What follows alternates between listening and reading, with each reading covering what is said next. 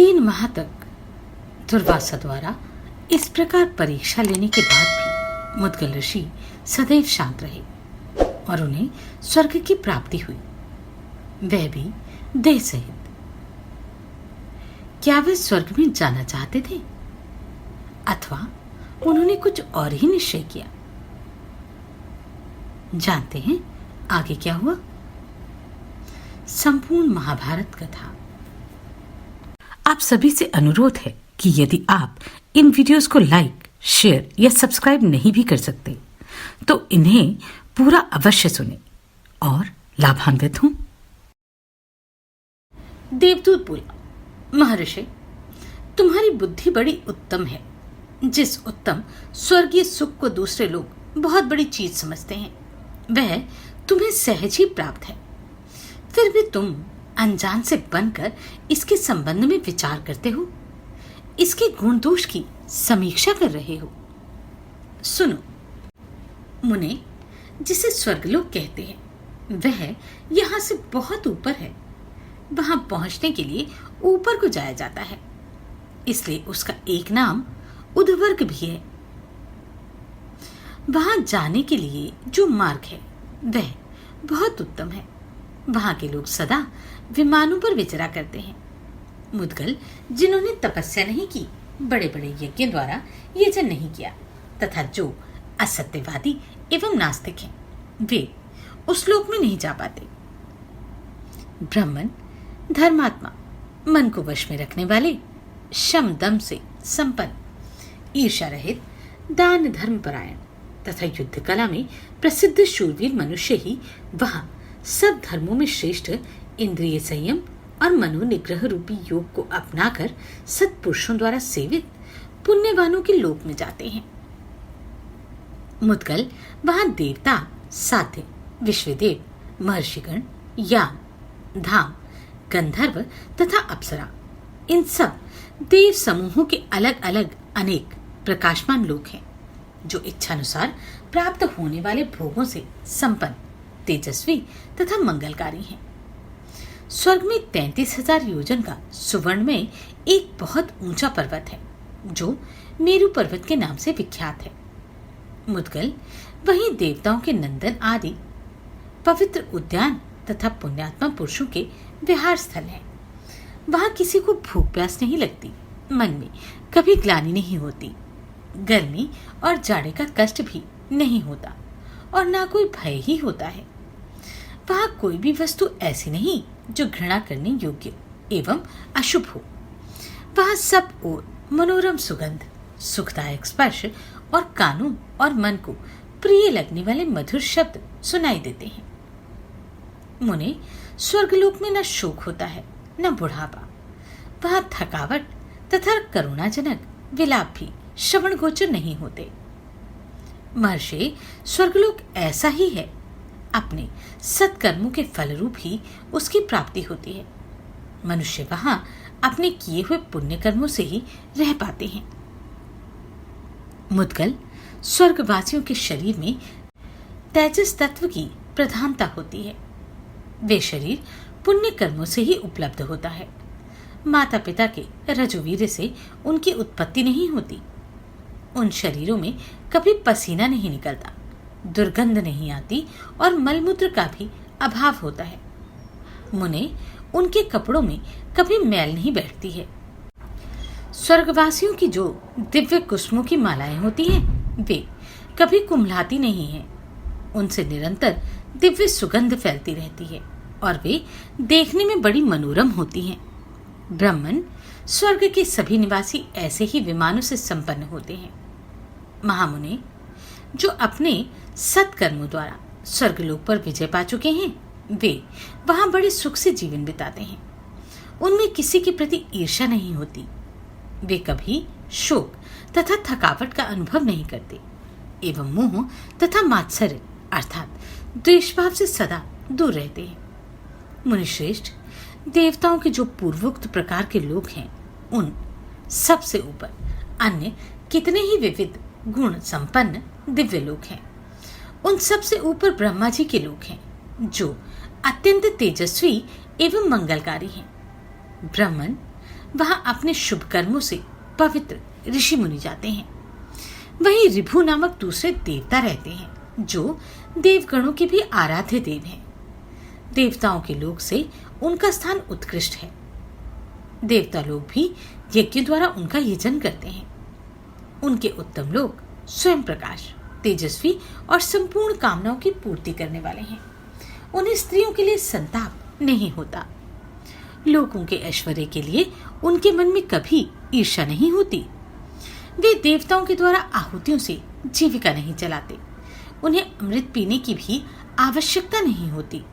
उनके शरीर दिव्य ज्योतिर्मय हैं। उनकी कोई विशेष आकृति नहीं होती। वे सुख में प्रतिष्ठित हैं, परंतु सुख की कामना नहीं रखते। वे देवताओं के भी देवता और सनातन हैं। कल्प का अंत होने पर भी उनकी स्थिति में कोई परिवर्तन नहीं होता।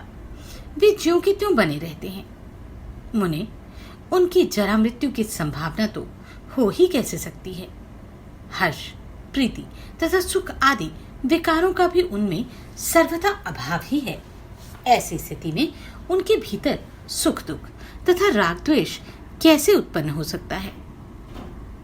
मौदगल्य, स्वर्गवासी देवता भी उस ऋभु नामक देवताओं की परम गति को प्राप्त करने की इच्छा रखते हैं। वह परासिद्धि की अवस्था है जो अत्यंत दुर्लभ है।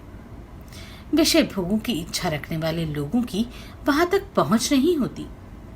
मैं जो 33 देवता हैं, उन्हीं के लोगों को मनीषी पुरुष उत्तम नियमों के आचरण से अथवा विधि पूर्वक दिए हुए दानों से प्राप्त करते हैं।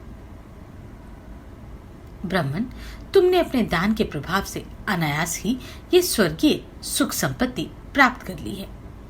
अपनी तपस्या के तेज से दैदीप्यमान होकर अब तुम अपने पुण्य से प्राप्त हुए उस दिव्य वैभव को उपभोग करो। विप्रवर, यही स्वर्ग का सुख है और ऐसे ही वहां भांति भांति के लोग हैं। यहाँ तक मैंने तुम्हें स्वर्ग के गुण बताए हैं। अब वहां के दोष भी मुझसे सुन लो। अपने किए हुए सत्कर्मों का जो फल होता है वही स्वर्ग में भोगा जाता है। वहां कोई नया कर्म नहीं किया जाता। अपना पुण्य रूप मूलधन गंवाने से वहां के भोग प्राप्त होते हैं। मुद्गल, स्वर्ग में सबसे बड़ा दोष मुझे यह जान पड़ता है कि कर्मों का भोग समाप्त होने पर एक दिन वहां से पतन हो जाता है। जिनका मन सुख भोग में लगा हुआ है उनको सहसा पतन कितना दुखदायी होता है।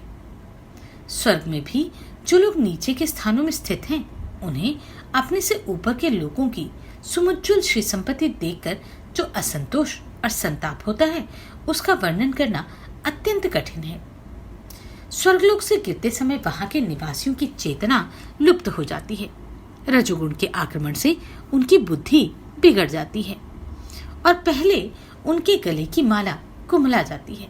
इससे उन्हें पतन की सूचना मिल जाने से उनके मन में बड़ा भारी भय समा जाता है। मौदगल्य, ब्रह्मलोक पर्यंत जितने लोग हैं उन सब में ये भयंकर दोष देखे जाते हैं। स्वर्गलोक में रहते समय जो पुण्यात्मा पुरुषों में सहस्त्रों गुण होते हैं मुने, परंतु वहां से भ्रष्ट हुए जीवों का भी यह एक अन्य श्रेष्ठ गुण देखा जाता है कि वे अपने शुभ कर्मों के संस्कार से युक्त होने के कारण मनुष्य योनि में ही जन्म पाते हैं। वहां भी वह महाभाग मानव सुख के साधनों से संपन्न होकर ही उत्पन्न होते हैं। परंतु यदि मानव योनि में वह अपने कर्तव्य को ना समझे तो उससे भी नीच योनि में चले जाते हैं।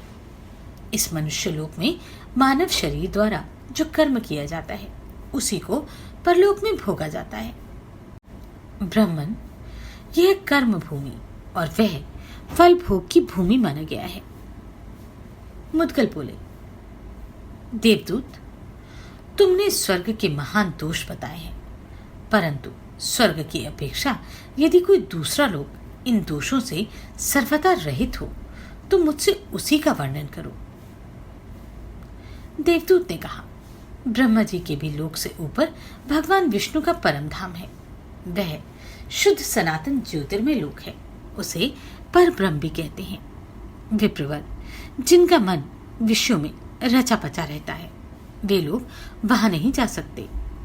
दंभ, लोभ, महाक्रोध, मोह और द्रोह से युक्त मनुष्य भी वहां नहीं पहुंच सकते।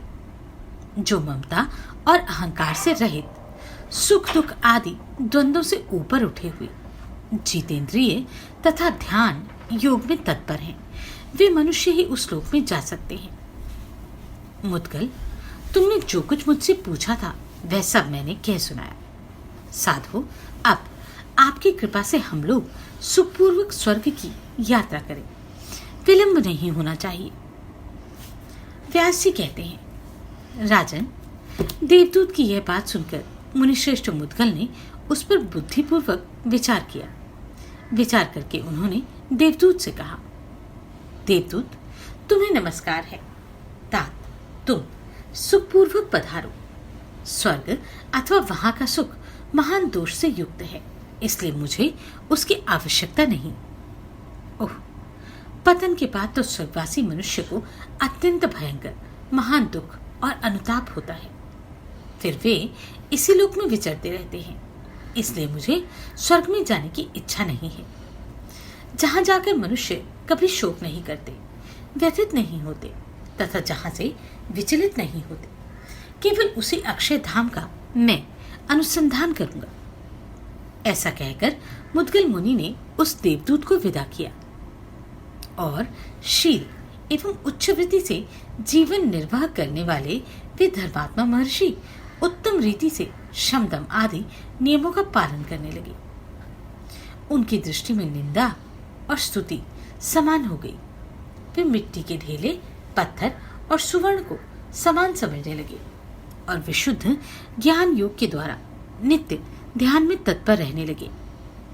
ध्यान से परम वैराग्य का बल पाकर उन्हें उत्तम बोध प्राप्त हुआ और उसके द्वारा उन्होंने सनातन मोक्ष रूपा परम सिद्धि प्राप्त कर ली। कुंती नंदन, इसलिए तुम भी समृद्धिशाली राज्य से भ्रष्ट होने के कारण शोक न करो।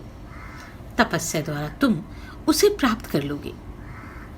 मनुष्य सुख के बाद दुख और दुख के बाद सुख बारी बारी से आते रहते हैं। जैसे अरे नेमी से जुड़े हुए ऊंचे नीचे आते रहते हैं, वैसे ही मनुष्य का दुख सुख से संबंध होता रहता है। अमित पराक्रमी युधिष्ठिर, तुम 13वें वर्ष के बाद अपने पिता पितामहों का राज्य प्राप्त कर लोगे। अतः अब तुम्हारी मानसिक चिंता दूर हो जानी चाहिए। वैशंपायन जी कहते हैं, जन्मेजय, परम बुद्धिमान भगवान व्यास पांडुनंदन युधिष्ठिर से ऐसा कहकर तपस्या के लिए पुनः अपने आश्रम की ओर चले गए। आप सभी को कोटि कोटि साधुवाद। आपने इन वीडियोस को इतना प्रेम दिया। नमस्कार, मैं आभा शर्मा जावास। यदि आपको मेरा ये प्रयत्न सराहनीय लगा हो तो मुझे सब्सक्राइब करके प्रोत्साहित करें।